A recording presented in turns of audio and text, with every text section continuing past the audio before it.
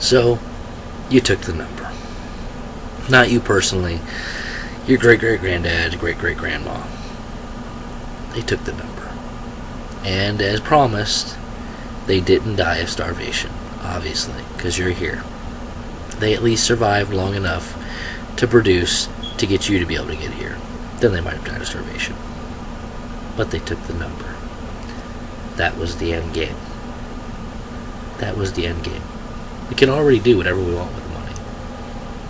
We can bring it back up again if we want. We can drop it back down again if we want. But what we really wanted to do was number you. See, the one thing we didn't have with gold and silver, and even with the currency when it first came out, no matter how much we printed, there was no way to determine, based on how much was printed, how much you actually had, and therefore how many of you actually existed. The only way we could do that was to get you to take a number. To get you to come to us and turn over your physical being into a number. Then we could determine how to allocate funds based on the amount of numbers. It didn't have to be about gold or silver anymore. It just had to be about numbers. And we issued the numbers, and we reissue them. It's a lot of craziness, right? It all comes together. And it just gets worse as we go into it. Just pushed further and further into slavery, which is, again, why I call it an Exodus protocol. See, Exodus in the Old Testament was for the Jews who were slaves in Egypt. Egypt was ruled under a Pharaoh, and their slavery was great, but God was faithful and heard their grumbling and prayers and brought them out of Egypt through Abraham. And he brought them into the Promised Land after 40 years in the desert because of their law, because of their sin, basically, because of their troublesomeness. But he brought them into the Promised Land. And they had to come out of slavery, and we're in slavery. We're just going deeper and deeper into slavery, but God is faithful. For those of us who are the Jews, and I don't just mean the Jews that are children of Abraham, directly, genetically descendants, but I mean the engrafted branch that Christ promised through his death and resurrection, that we would become brothers and sisters of the promise, as well as Abraham's seed. And we're the engrafted branch. And I know I talked about salvation many videos back, and I guess I'm going to take a minute to talk about salvation again, because I keep telling you all these bad things that have been happening historically, and it's just going to get worse. And I just want to give you faith and give you encouragement that as bad as this is going, it's all coming together for a plan, and it's all working together for good. And if you know my Christ, if you know the Messiah, the Creator, then you have no worries in this. This is just a state of affairs to show you and to prove to you and encourage you what's happening and what's going to continue to happen. That's all. And if you're not saved, if you don't know my Christ, please, I would encourage you to Google that, get to know my Christ, get to know my Messiah. In fact, listen to this very quickly. My Messiah came, lived a perfect life, died, and then rose again. He is alive right now, and he wants to save you. Save you from what? From the wrong that you've already done in your life, from the wrong that you do presently, and from the wrong that you will continually do in the future before you pass on from this creation. And the reason why he wants to do that is because you were created perfectly to be a companion and partner with the Creator. You are the apex of creation. You are absolutely special and unique, regardless of your race, which is why racism is so stupid, because humans are humans and all equal. We're not only equal with each other, but we're equal to be companions with the Creator if we should accept to be companions with the Creator. We're created with free will because our Creator, as making us the apex of creation, did not want robots who would just blindly go and do the orders of the Creator. He wanted to give us the part of Him, which is the ability to decide, make decisions, and be creative, in order to be companions and to share creation with us. Just look at Adam and Eve before they sinned in the Garden of Eden. God spoke with them daily, all the time. They had discussions together and decided how things were going to go, because God was delighted to create and to adjust things as they saw fit, and they were delighted to be with God and to see His creation as He made it and stuff like that, and to create with God. We are created the same way. These bodies are not created to fail. These bodies are not created to die and to see corruption. These bodies are created to live forever. That's why they reproduce. That's why we fix the wounds and stuff we have.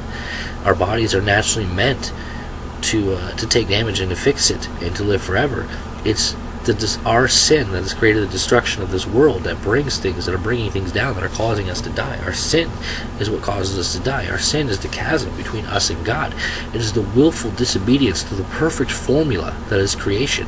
When the Creator created this entire universe Latin, meaning two words, a single spoken sentence, uni, one spoken, or one, and verse, sentence, one sentence, let there be light, beginning of everything, right? The whole universe created by God is meant for our enjoyment, is meant for us to be companions with Him on, and to explore and enjoy.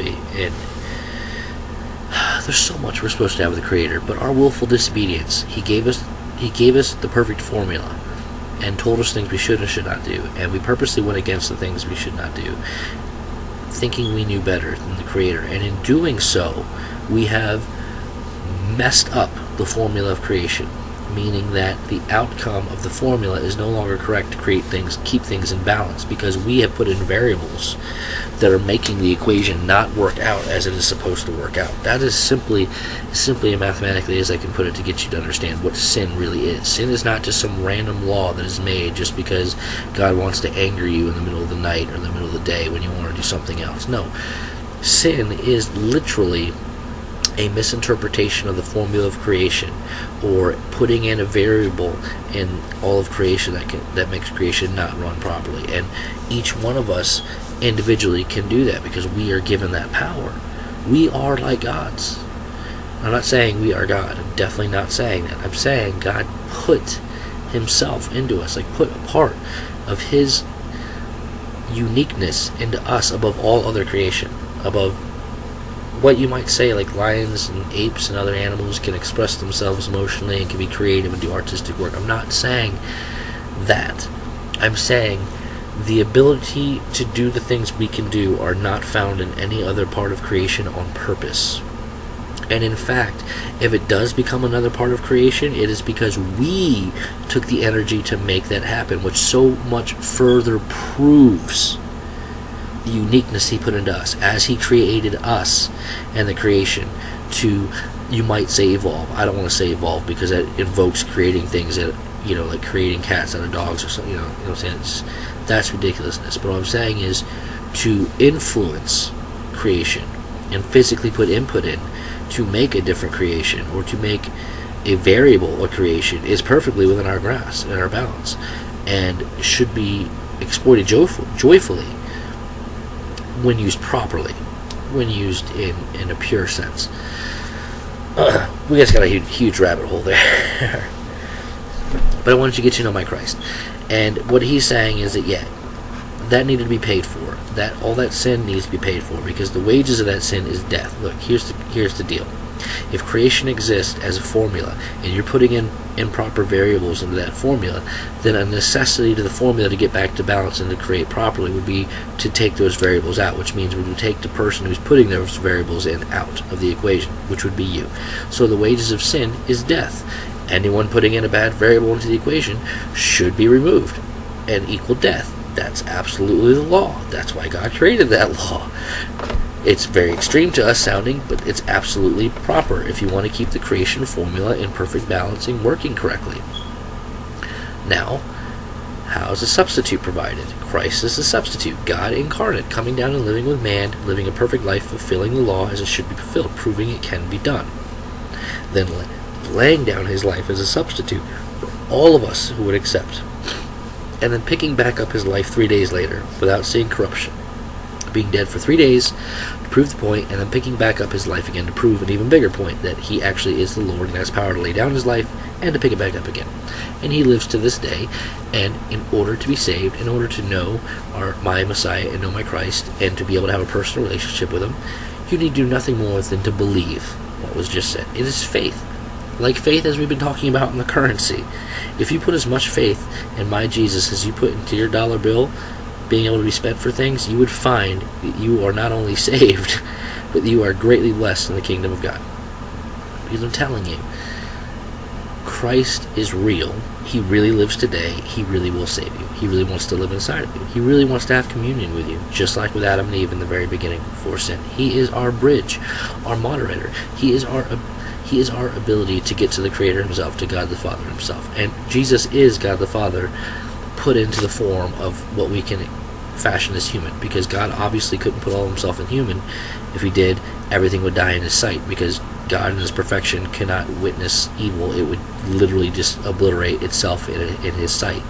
So obviously couldn't put that part of himself into the human form when he came down, so there's a lot of evil going on. So again, Jesus is God, and he was before the beginning of time. Jesus just wasn't created when he came out of Mary's womb. Like, he was before time.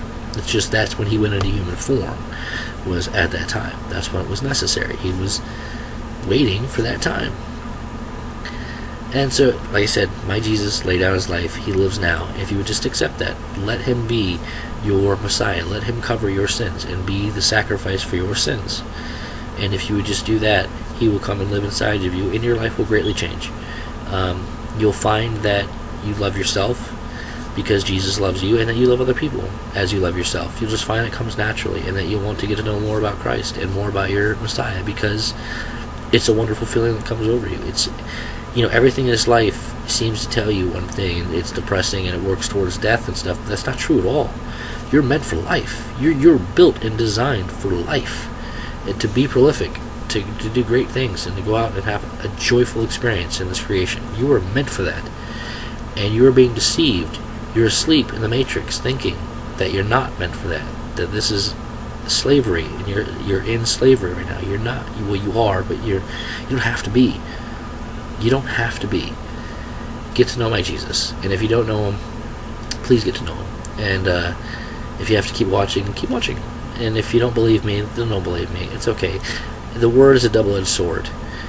Some it cuts to righteousness, and others it cuts to condemnation. And there's nothing I can do about that. That's between you and God.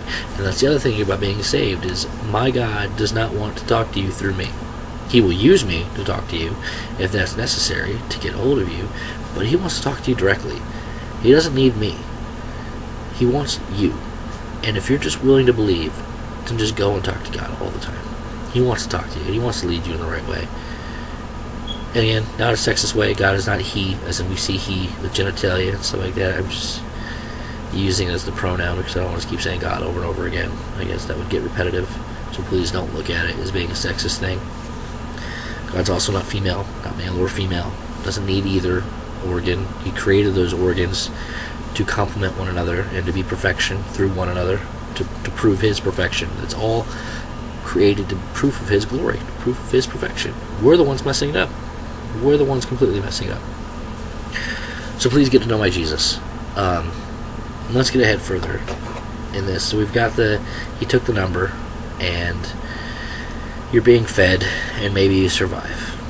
And some other things are going on in the world right now. We're in the early 1930s to mid-1930s. The Depression's ongoing, long suffering. We're not growing out of this. And the reason why we're not growing out of this is not everyone's taking the number yet. Just like everyone didn't turn over the gold right away in the Great Boom. Why did the Great Boom have to take so long? Because everyone had to turn over the gold. Why does the Great Depression have to take so long? Everyone has to take the number. People who took the number in the first month, awesome. First 6 months, great. First year, great. But there's still many more. It's going to take a long time to get those numbers out. You got to get those numbers out. That's the whole point. It's the end game. We want to number you. We have to number you. So they're getting the numbers out. We get to the mid-30s. And here in America, just barely making it. People are still living in tents. No one can buy any land. No progress is happening in America.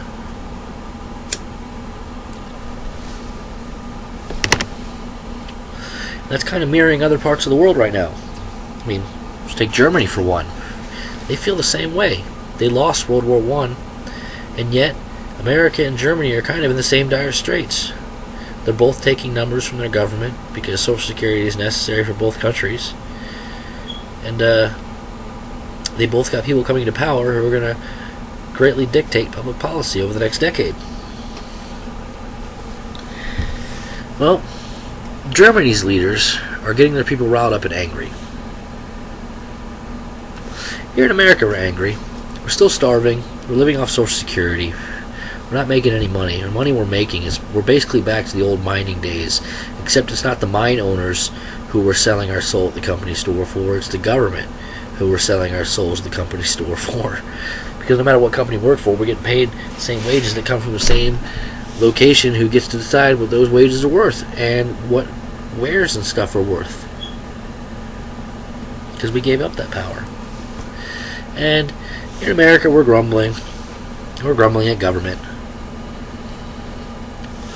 That's about it. We're just mad at government. Because we know it's government that's doing it. We know that. And government's like, man, we gotta get these people's minds off this, man. We are screwing things up. And yeah, we got the end game we wanted. Now we gotta bring this along. We got their minds off the end game. We got the end game we wanted. We have to continue it now. So it's time to bring the next generation and stuff into it. How do we clear out this generation, make way for the next generation, so we can start teaching them the new things, and then quickly get that generation to reproduce, so we can clear out that generation and get the next generation to start really believing the things. Because history is going to be given the way we decide to give it. We're the ones that are holding history right now. We're writing the books, and the people might not agree with it right now, but they're not going to read the books. Their grandchildren are going to read the books, and their grandchildren are going to believe it because their grandparents aren't around really that much anymore to tell them it's not right. So here's what's going to happen. We're gonna get involved in some things, but let's get off that topic for a second. Back off America, back off to Germany. Germany doesn't take the same approach. Germany has a nice young man. Yeah, right. Nice young man who served in World War I with the Germans and who spent some time in prison. Wrote a book, and his name is Adolf Hitler. And he's going to tell the people that, in fact, it's the Hebrews that are the problem. And that they're the reason why the Germany has it so bad. Because they're so greedy, and they're so prideful, and blah, blah, blah. And also these other countries are making it hard on them because they're, they had to pay reparations. When World War I was over and Germany was found guilty in court, I guess, of doing the war crimes, they had to pay money back to other countries for what the other countries spent on the war, which put Germany greatly into debt. I mean, they lost the war. You took everything we have. We can't do anything with our own land, and now you're telling us we have to give you the money we don't have to pay you back for money you spent to beat us. That brings a lot of anger in your grandchildren who had nothing to do with the war when they realize they're still paying back a debt their grandparents incurred. Yeah, so these guys are very angry with every other country in the world pretty much right now because they're forced into pay an exorbitant amount of money for something they didn't do. And this young leader who did fight in that war comes up and says, yeah, it's absolutely not right they're doing this to us, and we need to blame some people for it. We're going to blame these people. So he starts blaming those people, and he actually gets his people riled up, and they start doing this, and they start actually economically booming because they're working together for a common cause, which is to expel these people, these Hebrews, out of their country. Detest them. That's what they're going to do. How does America fit into this? Well, guess who sold the Germans the initial equipment to do what they wanted to do? The Americans. Yeah. And that's how we started booming again in America. You see, we didn't enter World War II officially until, 1942? December 7th, 1941 is the bombing of Pearl Harbor, a day that will live in infamy. And we officially declare war on the Empire of Japan shortly thereafter, and then on the Axis powers shortly thereafter. So that puts us at the end of 1941, beginning of 1942. We officially declare war and start fighting. But guess what? We were in the war back in 1935, 34, 33. And the way we were in the war was funding it for everyone because we weren't in the war. But we needed to produce things because our people were starving and getting really angry at us because we weren't providing them with anything. The money we had given them and promised them would bring prosperity was gone, was crashed and worthless unless we could put the confidence of the people back in it again. And the only way we could do that, we could get them producing things, but we can't get them producing anything for themselves because they can't buy it. But what we can do is sell it to other countries and then use what we sold to the countries to back up the currency we already have in our country. And that's what we're going to do. So we're going to sell arms to both Germany and to England at the beginning of what they would call World War II. Even before England called it World War II, when Germany was just invading Poland. When Germany was just invading the countries around it, before England got involved, before France and all that got involved, yeah. Who do you think was selling all the equipment to Germany for them to do it? And then when this really started to happen, and it started to hit the fan, who do you think who ramped up production to start creating all that? We have the pictures of the women going into the marketplace to be equal and stuff like that, and to work in factories from World War II, with the bandana and stuff on their head, and their fists and stuff, arm in the air. We don't realize that that poster came out before we entered World War II. You know, that poster came out to get women and stuff to go into the factory place to work because we needed to get to work to produce arms for both Germany and England and France and Italy and Russia and every other country that was massively involved in World War II at that time. And as more countries became involved, of course, we were more than happy to supply them with arms.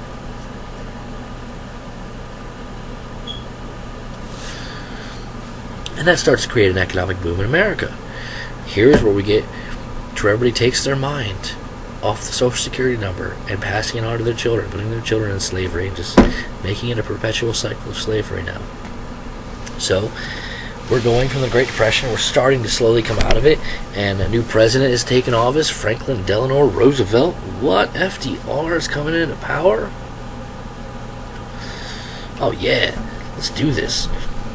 FDR is like selling like crazy arms to everybody. And then we start to get deeper into World War II, and England's like, hey man, look, we're allies. We've been boys for a while. I know we had our differences back in the 1700s and the early 1800s, but for like the past 75 to 100 years now, you know, since your Civil War, basically, we've been cool. You know, we've been trading. We understand things. You know, we got this right. So here's the problem, man. We're getting bombed like daily from Germany. They're really hammering us right now. And come to find out, a lot of the bombs they're dropping have little Made in USA stickers on the side of them. That's really not cool, dude. We would really appreciate it if you would just, like, maybe not send them those provisions anymore. Because, you know, look, I know you don't want to get involved in this fight. You're saying you don't have anything to do with it. You're just on the side looking, and that's cool. We can respect that. But that's not exactly true if you're selling the enemy, you know, our enemy weapons that they can use against us. That really means you're not on the sideline looking. It actually means you're like a vendor selling, you know, ammunition to the enemy to hurt us. And we're supposed to be boys. So are we boys, or are you in Germany boys? And America's like, well, of course, you know, we're boys. You know, we're friends. We're good. And England was like, oh, so that means you're gonna stop selling stuff to Germany. America's like, well, you know, no, we're not gonna do that. And England was like, man, I thought we were boys. Oh, okay, man. I'll tell you what, America. You don't have to stop selling stuff to Germany. You want to keep making that money, I guess. You got to make that money. But we're going to be honest with you. If we see any of your ships heading into the areas of the Atlantic and the European oceans and seas that mean that you're sending goods to Germany or to the Axis powers, we're going to destroy them. Like, we're going to try and capture them, and we're going to destroy them. We're either going to confiscate the material for ourselves and use, or if we can't, they try to invade, we're going to simply take it down. We cannot allow these weapons to get to the enemies. And America was like, you got to do what you got to do, man. And for like the next year or two, that happened. Google Scholar. Did America sell even after England asked them to stop? Absolutely. Absolutely they did. So what caused America to stop selling to the Axis powers? Well, Japan. Why did Japan attack America? That seems really stupid. Like, it looks like they were able to buy, like Germany was able to buy all sorts of stuff, and they were running across the continent. So why would Japan attack America? Well, for one, Japan and Germany didn't have a lot of communication with each other, even though they were on the same team, so to speak, in this fight. They didn't have a lot of communication. And Germany is a land country. They have a lot of oil supplies and stuff, but Japan is an island country, and they don't have as much oil reserves as the rest. In fact, they had to get most of their oil from China, and China was not on Japan's side in this. In fact, China wasn't on America or Russia's side either. China wasn't really on anyone's side. China just wasn't with Japan. China and Japan were in their own conflict already. Like, Japan was already deeply engulfed in their own conflict before they decided to also take on the Americans. So why does Japan go crazy like this and decide to attack America? Well, it's a last-ditch effort because Japan, they're doing the math.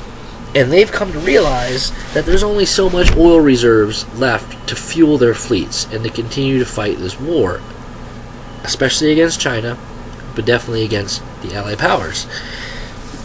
And so this is like a last-ditch Hail Mary effort to just take out America's interest in the Pacific, to make sure they only focus on the Atlantic and give Japan some more time to shore up some more reserves of fuel to keep their fleet going. That's why Pearl Harbor happens. It's a desperation move on the Japanese, not because America or the Allies are necessarily doing anything to Japan, but because China is strangling Japan. At the time, China's not communist. China's not with the Axis or Allied powers. China's what you kind of would consider a third world country at the time. They're simply in a war with Japan because they've been in a war with Japan culturally for many, many years already, and this is just a continuing conflict. Mostly because Japan's been exploiting China for its resources, namely one, oil. So it was already a bubbling point, and this is a Hail Mary thrown by Japan. Well, America takes that and says, okay, we can't stand on the sidelines anymore. I know we've been producing, but now we got to produce for us. This has got to be for us to get into this war effort. We have to end this because we're seeing we're getting attacked just like everybody else now out of desperation. Like, they need supplies. We got to stop this. So America gets into the war, and of course, when America gets into the war, we have to draft people. A lot of people volunteer. A lot of people, like to say we volunteered simply because we're very American and want to be patriots. And sure, for a lot of people that's absolutely true. But for many, many more, that's not the truth. The truth is, just like in modern times with the Army, like in the 80s and stuff, people joined because there was security in it. You were going to get a paycheck, and you were going to get food and shelter, and your family was going to get taken care of. And all you had to do was give up the risk of your life. So many people joined for that reason, simply because, and many people got drafted because not enough people were still joining, and they needed a lot of people. So they took all they could, and a lot of them died off. Guess what that meant? They had to repopulate, and those kids had to grow up really, really fast because they didn't have fathers. And those children had children, but now we're getting ahead into the 50s and 60s. Now we don't want to jump that far ahead yet because we're still in World War II, and there's still some effect that's happening from this. So World War II, we get into it, America gets into it, and yeah, you hear we immediately just start kicking butt, right? We start kicking butt and taking names, and everyone just bows down, and it ends in like 40 days. We don't even really know why we had to get into the fight. Like, we should have got into it back in 1934, I guess, 35, because it had been over right away, right? We just came in. No, that's not the way it happened. We didn't just kick butt like that. There was a concerted effort, a lot of tactics took place, and a lot of manipulation took place. This is where my business in modern times really started to boom. World War II. Misdirection and psychology warfare really started to take foothold. It was in World War II. So we get into it. World War II ends in 1945. May, V-Day, May 26, 1945. And everyone comes home from the war. And America is booming at this time again. The currency is coming back up in value. For a couple reasons. One, because we've been taking in currency from other countries.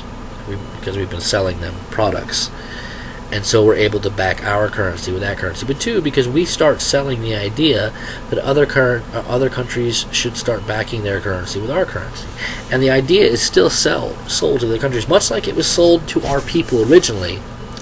Rehash the same idea, now take it a global scale. And originally in the Civil War, we tried to convince the Americans to give up dollar bills, or to give up gold and silver for dollar bills. Now, we're going to take that same idea after World War II, after we defeated everyone and just beat them into submission, and now what we're going to do is take the same idea and force it upon them, meaning that we're going to take your gold and silver in reparations for the amount of money we had to spend in the war, which is going to bring up the value of our dollar back home. And in exchange, we're going to start giving you dollar bills, and you're going to back your currency with dollar bills from now on. And so everyone's currency around the world starts to change from gold and silver, which they had been using for forever, to dollar bills. and America just starts to become a behemoth. Because in a way, Americans are becoming richer off the fact that they're taking in other people's gold and silver. Originally they had to give up their gold and silver, but now we beat the world in submission, so to speak, and we're going to take their gold and silver. And that's going to boost up our dollar bills worth. And so we can start living better lives again, right? Because we're not the slaves anymore. We made other slaves. We gave them the low value. We made them take the currency. We gave them the low value of it. We take the high value, like the old slave owners did with us in the beginning, and that way we can make profit off it, even though we're not really making any real money off it. Like you see, we're not all becoming millionaires. It's just, I'm saying, we're going up a tier, so to speak. And that's what we start passing on. That's how the rest of the 1940s go, is us spreading democracy, which literally just means spreading the backing of the American dollar behind your currency. Because Russia gets the same idea. They're like, hey, that's brilliant. We should do that. And that's where communism starts to come from. Like, we see communism as just beating the government, gives you what you need to survive. Basically, like what we would consider the most basic form of welfare, which we had back in the 1930s anyway. You want to say, and saying, that's what they're doing with their countries. But in essence, what they're really doing is the same thing America is doing, which means their currency is being backed in those countries. So, like, oh, China is communist. Well, guess what? China backs their dollars with Russian dollars. Well, it used to. Now they do it actually with American dollars, even though they're still a communist country. Future video to get into how stuff like that happens. Another manipulation working off manipulation. It's all, there's a bigger end game, and I'm trying to slowly work to it for you, but we got to get through history to get it right. Why are things happening in order? Why are these things being done? Absolutely on purpose. It's meant to manipulate you. All been thought out about very much at a time, very much disputed over and argued about in conference rooms, and then decided upon and enacted over time. So now we're into the 1950s. And the 1950s are sort of a slow era in what we're trying to look at in American history. But it's a fast-paced era in other aspects. Other interests start really making themselves known in the picture, and I keep giving that little Easter egg of what other interests are, because guess what? Other interests are not human. Does that mean other interests are alien? Is House talking about aliens actually exist, and that's what you're revealing on this channel, is that aliens exist and they have interests in our government? Okay. Yes and no. How does that doesn't make any sense. You can't say yes and no to aliens. Yes and no. And we have to get to that in the future. Easter egg for now. Other interests start to really come into play in the 1950s.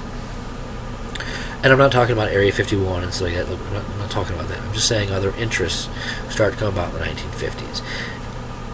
They actually, here we get to the officially and initially again. Initially, they're actually much, much earlier than that. But officially, as we would know it in modern times, 1950s is when they start to come out into the woodwork.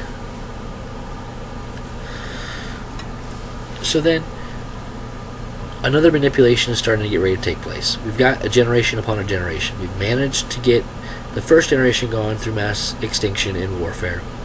The second generation is stagnant. There's not a lot of warfare going on. We're going to continue to try and recycle the population. And recycling is the same thing as just extinguishing the population, in the essence that you're trying to extinguish. If knowledge is passed from father to son, mother to daughter, through communication, then the best way to edit or to insert your own version of knowledge is to take out that transition from father to son and mother to daughter, either through recycling the father and mother or through extinguishing the father and mother. But they're both in essence the same thing. They're breaking off communication between parent and child as to what is and isn't right, is and isn't true. And of course, the only thing the child has to go off of after that is what they get from outside sources, and you get to completely manipulate that. That's what's going on here. We're getting into the 1950s and 60s, so we've got to manipulate what's going on. And that's going to start happening in both war conflict and social engineering. we're going to start to bring up a lot of problems, because problems already exist. We're just going to start to acknowledge them and address them the way we see fit in order to bring about the manipulation we want to bring about. A lot of these things are unintended consequences that we didn't think about, but a lot of them are intended consequences. And so now we're getting into a little bit of a shuffle. This is where it starts to get interesting, because where in the beginning it was a well thought out plan that you were building upon and stuff, but now as you're getting into it, consequences are starting to happen that you didn't really quite foresee and you can't control. Which is why I always like to go back and laugh and say the works of men always come to nothing, because God just sits back and laughs. The Creator sits back and laughs. I can't believe you're trying to do that. I already said it wasn't going to happen. I already said it was going to happen this way. It's going to happen this way, and I'm going to manipulate it because I'm the one that's Creator. You're going to try and create it. A little fun fact here again, we get into the tribulation and stuff like that. You don't believe the rapture happens at the beginning. Happens more towards the end, because the beginning of the tribulation is problems against the saints. You got to be here for those troubles to happen. Judgment doesn't happen until later. Judgment is God ordained. Tribulation is man ordained, meaning man is the one putting it into motion, and man is putting it into motion on purpose. Some of them are good-hearted people. They're like, hey, I just want to make God come back, kind of like how Judas was like, hey, I'm just going to betray Jesus because that's going to make sure he goes ahead and shows his power, right? I'll just call his hand on it. He says he's the king and stuff, so I'll go ahead and turn him over to the other king, and he either show his power or to prove it to be not a king, right? That's what Judas thought, and that's what our leaders are thinking today is, all right, if this is true, then we're going to go ahead and start doing what we can to make that happen, and it either will happen and be proven true, or it won't, and we'll prove it to be a lie. So we're just gonna do that. And that's what had been manipulated, and Creator's in charge. He gets to decide how things go. So take that as you will, but we're getting into the 1960s, and this is the free love age, and this is the Vietnam War getting ready to happen, and the Bay of Pigs, spread of communism, blah, blah, blah. All just media news to get your mind and get your stuff off the social engineering that's actually taking place, the devaluation of the dollar, and the just massive continuing expoundation of slavery amongst the world. We started in America, and now we're going to spread across the world. Every kingdom gets to experience slavery.